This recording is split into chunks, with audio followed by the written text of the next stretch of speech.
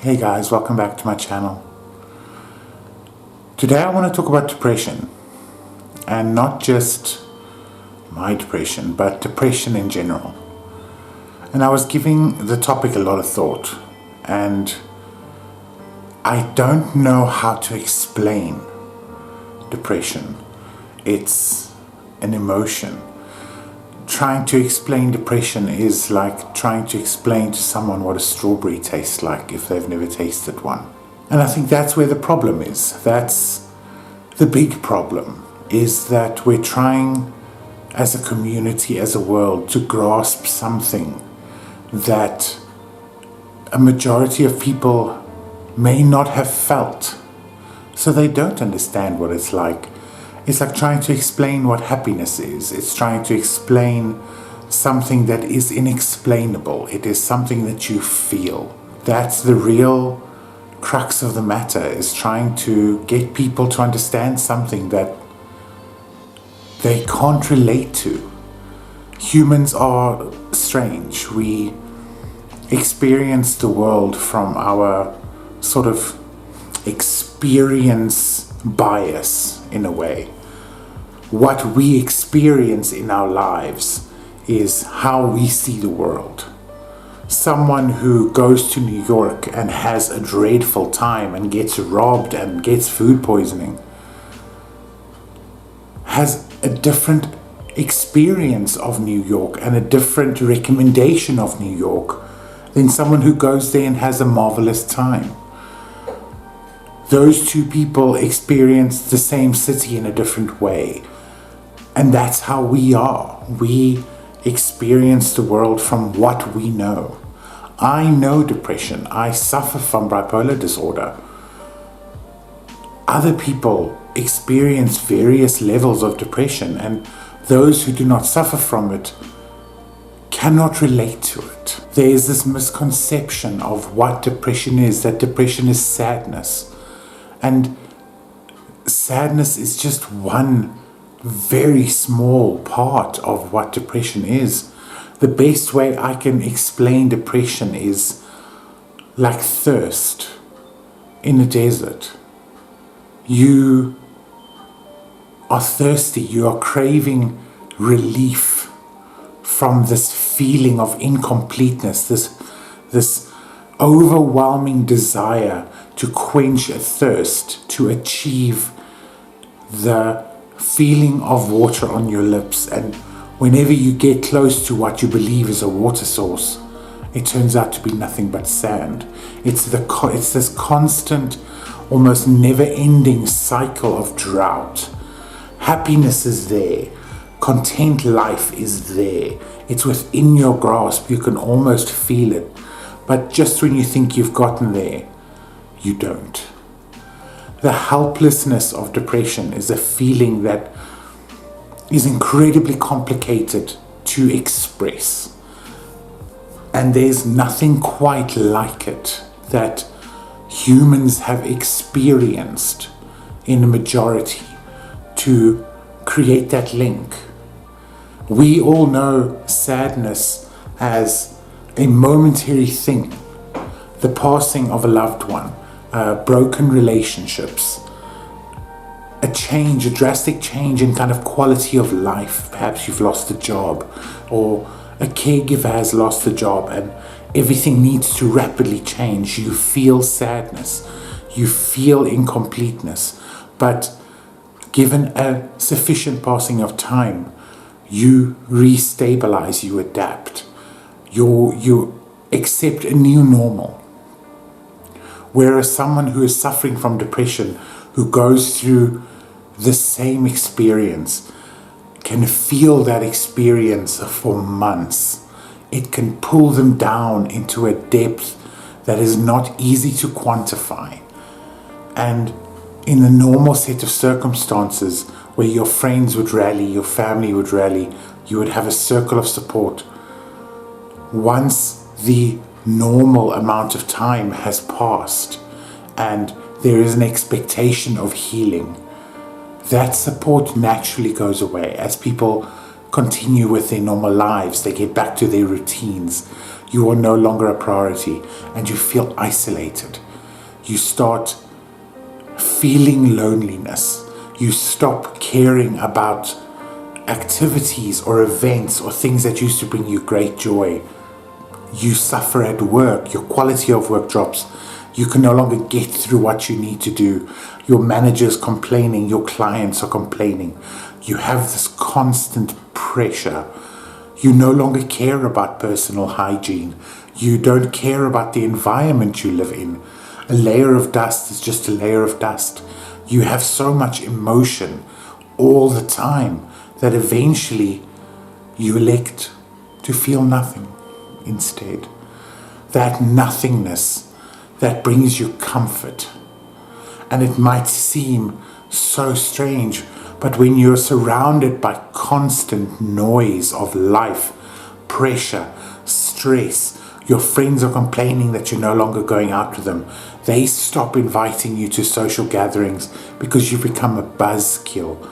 Your work that you loved and cherished that brought you fulfillment is being given away to other people who can do it better than you. All of this noise, all of this chaos, it's like being in a music concert. When you leave the concert and there's silence, it's almost a relief. That's why people suffering from depression seem numb. The numbness is a protection against the never-ending drone that you feel inside you. And although depression is an internal illness, and make no mistake, it is an illness. It is not a choice. It's not a phase. It's not someone who decided instead to focus on the negative instead of the positive. It's not that. Depression is an actual medical thing. It is an imbalance of chemicals in your mind.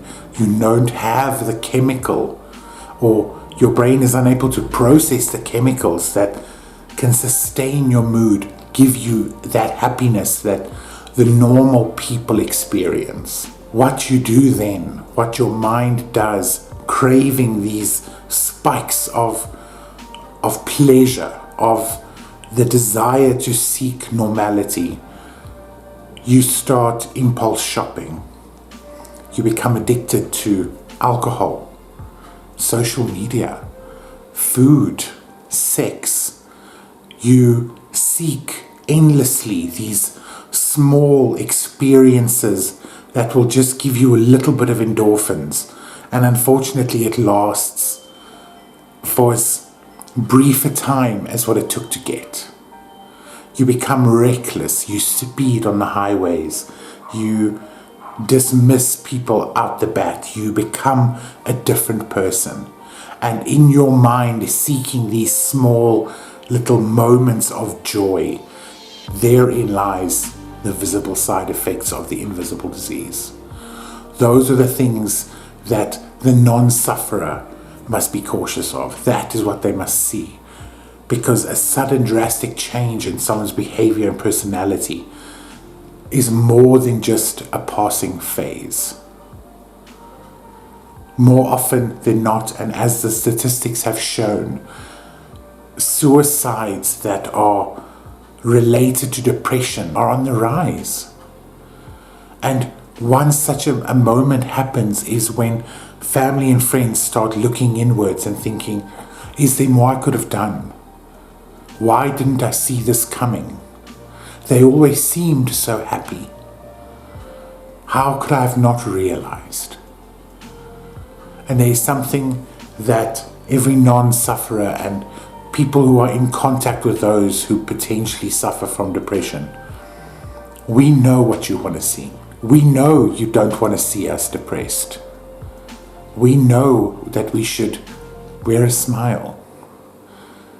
That when someone asks you if you're okay, that you must say, yes, I'm fine. Things are all right.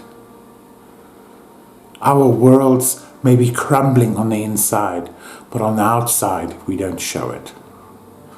Why don't we show it? Perhaps when we have said something, we have hinted at the idea that we are not well. We could have gotten the default textbook answers of, chin up. Things will get better. Tomorrow's another day. Don't focus on the bad. These responses let us know that you don't truly want to know. We have become a society that listens to respond. We no longer listen to understand. And that is what the sufferer is looking for. Someone who will listen to understand. Someone who will be a sounding board. Someone to give you a hug, to make you know you're not alone.